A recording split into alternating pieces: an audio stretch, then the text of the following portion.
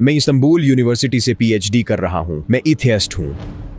यहाँ 3 बाजुओं और 5 टांगों वाले लोग पैदा नहीं होने चाहें। क्या मुझे खुदा तक पहुँचाना उन माजूर लोगों की जिम्मेदारी है?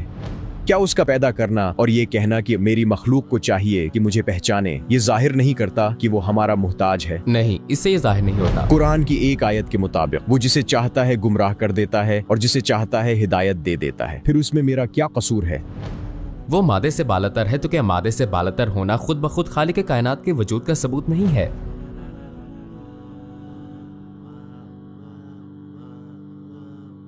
अगर ये वीडियो YouTube पर पोस्ट कर दूं तो मसला तो नहीं? कोई मसला नहीं। आप क्या करते हैं? स्टूडेंट हैं या काम करते हैं? मैं इस्तांबुल यूनिवर्सिटी से पीएचडी कर रहा हूँ। क्या आप किसी पर ईमान रखते हैं?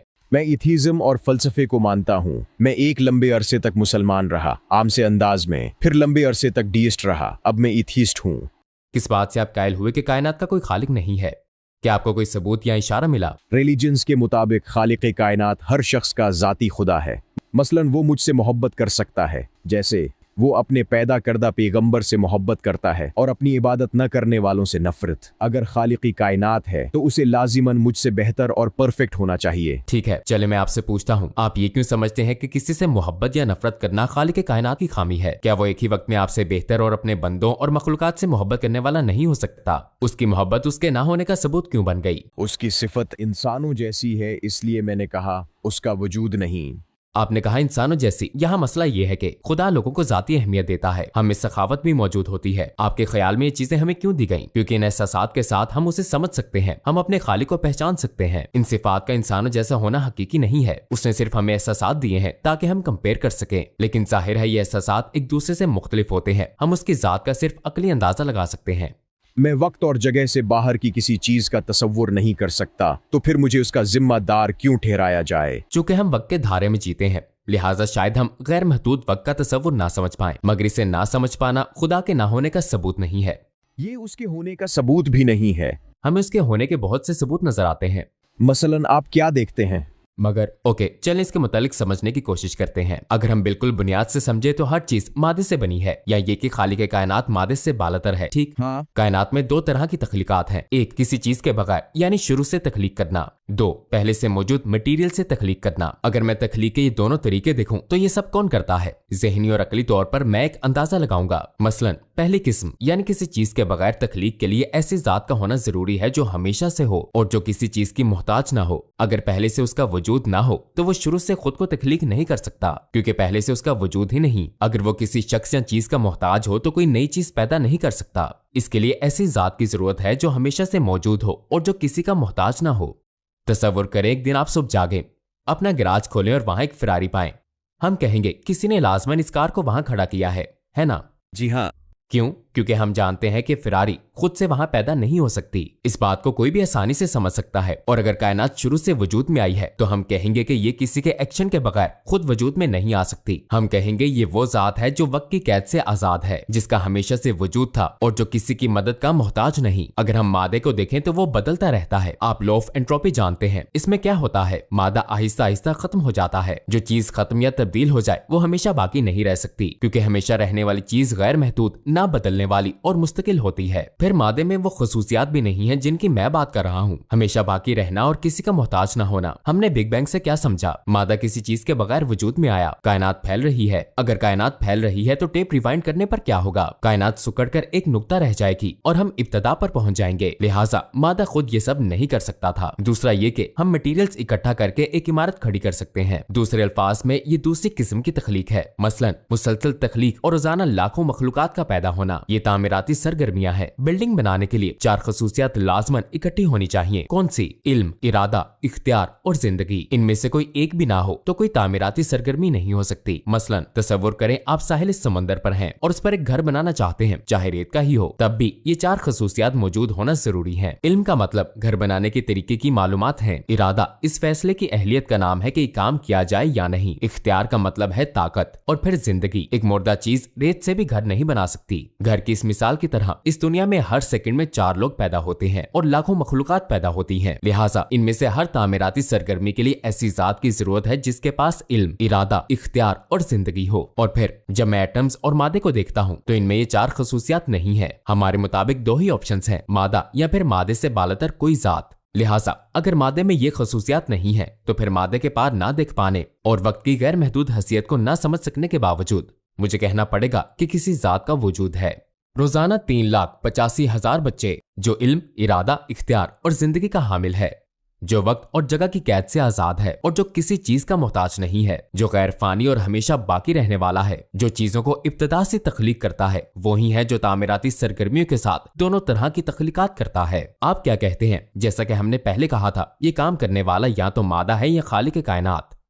क्या मादे का नाहल होना खालिक कायनात के वजूद का सबूत नहीं है? क्या आपका इशारा इस आयत की तरफ है कि खुदा ने कहा हो जा तो वो हो गई? हमने 2 तरह की तख्लीक के बारे में बात की। मेरा कहना यह है कि खालिक कायनात को दोनों पर इख्तियार है। कायनात का वजूद नहीं था, फिर उसने इब्तिदा से इसे तख्लीक किया। खुदा स्टेप बाय स्टेप तख्लीक कर रहा है। अगर हम सेब को देखें तो हम बीज बोते हैं, फिर वो बीज फौरन सेब नहीं बन जाता है ना? हाँ जी। अब खुदा उसे आहिस्ता आहिस्ता तख्लीक करता रहता है, यहाँ तक कि बीज सेब बन जाता है। आपके बोए हुए बीज का ताल्लुक बायोलॉजी के कवानीन से है। अगर माहौल मुनासिब हुआ तो कॉम्पल फूट जाएगी और वो बढ़ने लगेगा, फिर दरख्त बनेगा और उस पर फल लगेंगे। अगर माहौल ठीक न मिले तो वो नहीं बढ़ेगा। इसमें खालिक कायनात का क्या किरदार है? ये एक अच्छा सवाल है। आपने यहाँ एक चीज पर गौर नहीं किया। जिन चीजों को हम कवानीन कहते हैं वो दरअसल नाम है जो हमें खुदा के कायनात तख्लीक करने और इसे चलाने के बारे में बताते हैं। मसलन हम कहते हैं कवानीन अप्लाई किए जाते हैं और फिर बीज को फल बनने तक वक्त लगता है। दर हकीकत ये कवानीन उस तरतीब का नाम है जो हमें बताती है कि खालिक कायनात बीज को फल कैसे बनाता है। कानून खुद से कुछ नहीं करता। अगर कोई कानून मौजूद है तो पसे पर्दा कोई उस कानून के साथ कायनात चलाता है। फर्ज करें कि यहाँ स्मोकिंग पर पाबंदी है,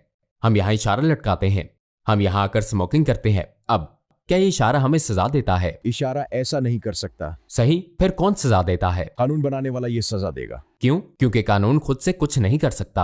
ये कानून जिसने बनाया, जो यहाँ इख्तियार रखता है, वही आकर सजा देगा और यहाँ का निजाम चलाएगा। इस मिसाल की तरह बायोलॉजी के कवानीन, फिजिक्स के कवानीन, कायनात के कवानीन खुद से कुछ नहीं कर सकते। अगर कोई कानून मौजूद है तो इन कवानीन को इस्तेमाल करने वाला होना भी जरूरी है। मसलन क्या मुझे मादी शक्ल में कानून दिखा सकते हैं कि फला कानून अपनी मादी शक्ल में है? मैं आपको सूरज का तुलू और गुरूब दिखा सकता हूँ, लेकिन ग्रेविटी नहीं दिखा सकता।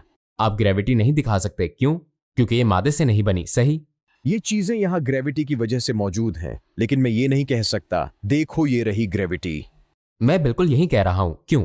क्योंकि ये मादी चीज नहीं है। ये वो चीजें हैं जिनके अंदाजे हम जहन में लगाते हैं। ये हमारा अकली अंदाजा होता है। यहाँ नजर आने वाले कवानीन उन तरीकों के नाम है जिनके जरिए खुदा कायनात और मादे का निजाम चलाता है। अगर कोई सिस्टम हो तो उसे चलाने वाला भी होता है। अगर कोई कानून मौजूद हो तो उसे अप्लाई करने वाले भी होते हैं। लिहाजा ये बात एक बार फिर खालिक का वजूद साबित करती है। क्या आपके ख्याल में कायनात बहुत ज्यादा ऑर्गेनाइज्ड है? मेरे ख्याल में तो यहाँ अफरा तफरी है। हमें सूरज के तुलू और ग़ुरूब का वक्त पता है। सही, बिल्कुल। क्या कभी हम खबरों में सुनते हैं सूरज ग्रहण होने वाला है जो सदी में एक बार होता है? हम इंतजार करते हैं और वो बिल्कुल बताए गए वक्त पर होता है। चूंकि ये पेशगोइयां मैथमेटिक्स फॉर्मूलों के जरिए होती हैं, तो क्या इनसे ये साबित नहीं होता कि यहाँ कोई बेतरतीबी नहीं है? आप यूनिवर्सिटी गए और अभी आप पीएचडी कर रहे हैं, आपके पास मास्टर्स की डिग्री है, आप जरूर अब तक अपनी क्लासेस में सैकड़ों फॉर्मूले देख चुके होंगे। हो सकता है आपको उन्हें याद भी करना पड़ा हो, है ना? हाँ। आपके याद किए हुए तमाम फॉर्मूले दरअसल हमें क्या बताते हैं? वो बताते हैं कि कायनात को एक तरतीबी निजाम चला रहा है, क्योंकि अगर फॉर्मूला है तो तरतीब भी है। किसी अफरा तफरी और बेतरतीबी की जगह पर आप एक फॉर्मूला निकालें और कहें एक मिनट ठहरो, इस फॉर्मूले के मुताबिक फला काम हर वक्त इसी रफ्तार से होता है। क्या आप वहाँ कोई फॉर्मूला पेश कर सकते हैं? फॉर्मूले मुकम्मल तरतीब जाहिर करते हैं, आप ठीक कह रहे हैं, मगर फिर इस मुनज़्ज़म कायनात में 3 बाजुओं और 5 टांगों वाले लोग पैदा नहीं होने चाहें। पहले हमें खुद से पूछना होगा, क्या इस तरह के वाकयात 99% होते हैं? 1% या 1 मिलियन में सिर्फ एक के साथ अगर वो प्लान के मुताबिक जानबूझकर ऐसे 1% लोग पैदा करता है तो हम उसे खामी नहीं कह सकते। मसलन अगर मैं माइक्रोफोन लूं और इसे फोन की तरह इस्तेमाल करूं तो आप उसे खामी नहीं कह सकते। हाँ, हम इसे खामी नहीं कह सकते। ये फनी सी बात है, क्योंकि मसलन जब हम कागज या प्लेट की फैक्ट्री में जाते हैं, यहाँ तक कि उस प्लेट फैक्ट्री में भी 1000 में से 3 में खराबी होती है। चले 1000 में 5 फर्ज कर लेते हैं। आप एक इंडस्ट्रियल इंजीनियर हैं, आप बेहतर जानते हैं अगर खुदा एरर मार्जिन के साथ अमल करता है, अगर वो ऐसा करता है तो ये उसकी खामी है। अगर खुदा वो 1% किसी खास मकसद के लिए पैदा करता है तो फिर ये भी तरतीब का ही हिस्सा है और खामी नहीं है। अगर कोई अमल मकसद की तकमील करता हो तो वो तरतीब और परफेक्शन की तारीफ में आता है। कैसे? मसलन मैं ये माइक्रोफोन लूं और इसे फोन के तौर पर इस्तेमाल करूं, तो क्या मैं कह सकता हूं 1 मिनट ठहरो, इस फोन से कॉल नहीं हो सकती भाई, इसमें तो खामी है? नहीं, बल्कि अगर ये आवाज को कैप्चर न करे तब उसमें खामी होगी। ये खामी वाला तब होगा जब आवाज को अच्छी तरह कैप्चर ना करे। मगर मैं ये नहीं कह सकता मैं इससे कॉल नहीं कर सकता लिहाजा इसमें खामी है, क्योंकि इस माइक्रोफोन का मकसद आवाज को कैप्चर करना है, किसी को कॉल करना नहीं। अगर ये अपना काम कर रहा है तो फिर मैं नहीं कह सकता इसमें खामी है। आप लाइब्रेरी जाते हैं, क्या आप ये कहते हैं लाइब्रेरी में बहुत खामोशी है? क्या ये लाइब्रेरी की खामी है? नहीं, क्योंकि लाइब्रेरी का मकसद यही है, इसे खामोश जगह के तौर पर बनाया जाता है। इसे फितरी तौर पर ऐसा ही होना चाहिए। बिल्कुल इसी तरह खुदा ने लोगों को एक मकसद के लिए पैदा किया है। वो मकसद क्या है? ताकि इंसान उसे पहचाने। मसलन हमें यहाँ बीमारियों का सामना करना पड़ता है ताकि हम अपने खालिक को अल शाफी, शिफा देने वाले की हैसियत से जान सकें। जब भूख का सामना होता है तो हम उसे अर्रज़ाक, रोजी देने वाले के तौर पर पहचान सकें। चूंकि खुदा ने कायनात अपनी पहचान करवाने के लिए बनाई, लिहाजा कोई भी तख्लीक जो हमें खुदा की पहचान करवाए, ऐसे लोगों की खबरें मिलना जो 3 बाजुओं और 2 सर के साथ पैदा हों, ना तो खालिक के ना होने का सबूत है और ना ही निजाम कायनात में खामी का। देखें लोग क्या करते हैं। हर नए बच्चे की पैदाइश पर लोग दुआ मांगते हैं। वो दुआ क्यों मांगते हैं? दुआ की जरूरत इसलिए पड़ती है कि लोग इन बीमारियों को नहीं जानते। दुआ मांगना तख्लीक के लाजमी मकासद में से एक है। लोगों को इबादत के लिए तख्लीक किया गया था, लिहाजा हम कह सकते हैं हर वो चीज जो लोगों को खुदा की पहचान करवाए और मोहताजी, कमजोरी और बीमारियों जैसे मसाइल जो लोगों को दुआ पर लगा दें, इस कायनात की तख्लीक के मकसद से बिल्कुल मुनासबत रखते हैं। अगर कोई चीज अपने मकसद के मुताबिक काम करे तो हम नहीं कह सकते कि उसमें खामी है। क्या मुझे खुदा तक पहुंचाना इन माजूर लोगों की जिम्मेदारी है? और खुद उनके लिए भी। वो लोग सिर्फ दूसरों के लिए नहीं बल्कि खुद अपने लिए भी खुदा की दलील पाते हैं। जैसा कि हमने कहा, लोग खुद अपनी सिफात में खालिक को देखते हैं। जो खुद को कमजोर समझता है वही कुव्वत वाले खालिक को पाता है। उनकी बीमारियां दरअसल उनके लिए पैगाम है। अगर पैगाम लिखने का मकसद आपको बात समझाना है तो ये लोगों को समझाने के लिए ही भेजा जाता है। इस मामले को इस तरह देखना चाहिए, शुरू से आखिर तक हमने खालिक के वजूद पर बात की है। आप क्या कहते हैं जब हम इब्तदा से किसी चीज की तख्लीक की हकीकत देखें? अगर मादे में खसूसियत ना हो तो क्या मादे से बालातर होकर खालिक का वजूद खुद ब खुद खालिक के कायनात के वजूद का सबूत नहीं है? आपने अभी भी खालिक को रज़ाक, रिस्क देने वाला, शफा देने वाला वगैरह कहा। मेरी राय तब्दील नहीं हुई है। मतलब ये सिफात आपको गैर माकूल लगती हैं? हाँ। फिर किस किस्म का खालिक माकूल होगा? क्या वो जिसकी कोई खसूसियात ना हो? मेरे जहन में जो खुदा है वो समझ में आने वाला और मुझसे बेहतर है। मेरा खुदा का तस्वुर आपसे बेहतर है। मसलन खुदा की एक सिफ़त अस्समद है। वो किसी जानदार या बेजान का मोहताज नहीं है।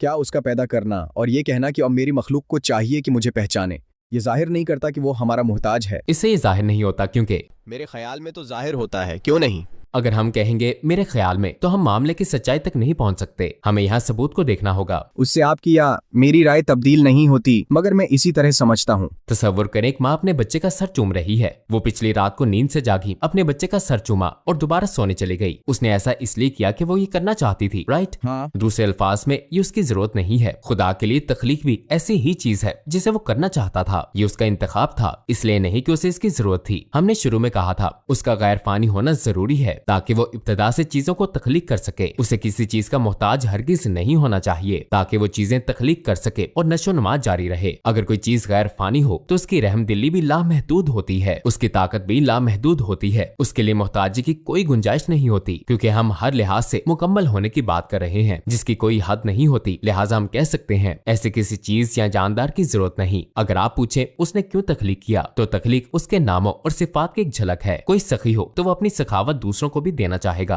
अगर कोई सिफ्त मौजूद हो तो वो सिर्फ छलकना और सबके सामने आना चाहेगी। जो खूबसूरती और परफेक्शन का मालिक होगा वो अपनी खूबसूरती और परफेक्शन जाहिर करना चाहेगा, यानी खूबसूरत शख्स अपनी खूबसूरती का इजहार करेगा। चूंकि खुदा ना खत्म होने वाले खजानों का मालिक है, उसकी ताकत गैर महदूद है, लिहाजा उसने चीजों को तख्लीक करना चाहा और अपनी सखावत, अपने इनामात के साथ उसने अपनी मखलूक को जिंदगी अता की। वो ये करना चाहता था मगर इस काम का मोहताज नहीं था। उसने इंसानों को तख्लीक किया और अपनी सखावत का इजहार किया, और उसका ऐलान है कि वो हमेशा की जन्नत में भी ये सब आपको देता रहेगा। ठीक है, खुदा मुझे यहाँ पैदा करना चाहता था और कुरान की एक आयत के मुताबिक वो जिसे चाहता है गुमराह कर देता है और जिसे चाहता है हिदायत दे देता है। फर्ज करें वो मुझे एथिस्ट होने की वजह से हिदायत नहीं देना चाहता था, लिहाजा मैं एक एथिस्ट बन गया, फिर उसमें मेरा क्या कसूर है? ये एक अच्छा सवाल है। आपने कुरान का तर्जमा पढ़ा है? हाँ, मुझे तर्जुमा पढ़ना पड़ता है क्योंकि मैं मकामी अरब नहीं हूँ। ठीक है, आप तुर्किश तफसीरें एक्सेजीसिस देख सकते हैं, जो कि आयतें मखसूस वाकयात के बाद नाजिल होती थी। लिहाजा अगर हम किसी वाक़े के मसाइल उसकी बुनियाद को नहीं जानेंगे तो एक जाती ख्याल बन जाएगा। ताहम ये आयत एक खास वजह से नाजिल हुई थी, इसके मायने उस वाक़े के लिहाज से दिए गए हैं। पैगम्बर सल्लल्लाहु अलैहि वसल्लम ने इस आयत की तशरीह और वजाहत की है। जब हम इस आयत को देखते हैं तो खुदा फरमाता है व यहदी मन यशाउ, खुदा जिसको चाहता है हदायत दे देता है। दूसरे हिस्से में ये बताया जाता है कि खुदा किन को हदायत देगा। खुदा फरमाता है मैं जिसे चाहूंगा हदायत दे दूंगा। सवाल ये है कि वो किसे हदायत देना चाहता है। दूसरी आयत में उसने उन लोगों की खसूसियात बताई हैं। उसने फरमाया सूरह बकरा के बिल्कुल शुरू में, वो खुदा से डरने वाले बगैर देखी चीजों पर ईमान लाते हैं और नमाज कायम करते हैं। कुरान में उन लोगों की बहुत सी खसूसियात बताई गई हैं। कुरान में दूसरी जगहों पर खुदा ने बताया कि वो किन लोगों को हदायत देगा। इसमें इंसान की विल पावर का अमल दखल है। अगर इंसान कुरान पढ़ता है तो दीन और ईमान के असूल वाज़ेह हो जाते हैं। क्या मैं हदायत चाहता हूँ या नहीं? अगर आप इसे देखकर कहते हैं मैं नहीं चाहता, तो खुदा फरमाता है जो लोग हदायत पाना नहीं चाहते उन्हें हदायत नहीं दी जाएगी। वो फरमाता है मैं किन लोगों को हदायत दूंगा? वो लोग जो हदायत पाना चाहते हैं। वो कहता है जो ये कबूल करेगा उसे हदायत दे दी जाएगी। वरना लोग जब तर्जमा पढ़ते हैं तो वो इसके मुख्तलिफ मायने ले सकते हैं। ठीक है, अब आप क्या करेंगे? तलाश जारी रखेंगे?